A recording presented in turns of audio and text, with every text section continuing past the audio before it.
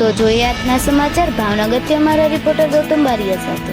શહેરના રામ મંત્ર મંદિર નજીક નજીવી બાબતે મારામારી સર્જાઈ। પેટ્રોલ પુરાવા ગયેલ પરિવાર સાથે રહેલ 7 વર્ષીય બાળકના માથા ભાગે પાઇપના ઝીક્યા ઘા।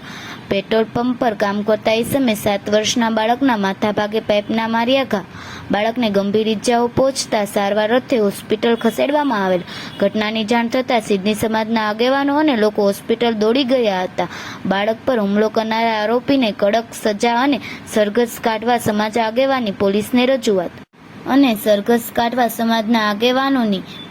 રજૂઆત। નીલમબાગ પોલીસે સમગ્ર ઘટના અંગે પોલીસ ફરિયાદ નોંધાવી તજવીજ હાથ ધરી।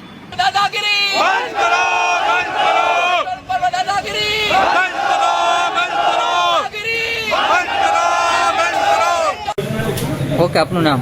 નિતેશ કનૈયાલાલ બાલચંદાણી મારું નામ। હિતેશભાઈ, કંઈક મારામારીની ઘટના બની છે, શું છે ઘટના? અમે 10:30 વાગે પેટ્રોલ પુરાવા ગયા હતા રામ મંત્ર મંદિર પાસે। ત્યાં ઢાંકણું ખુલ્લું હતું, છતાં એ ભાઈએ એમ કીધું કે ઢાંકણું બંધ છે। મેં કીધું ઢાંકણું ખુલ્લું છે।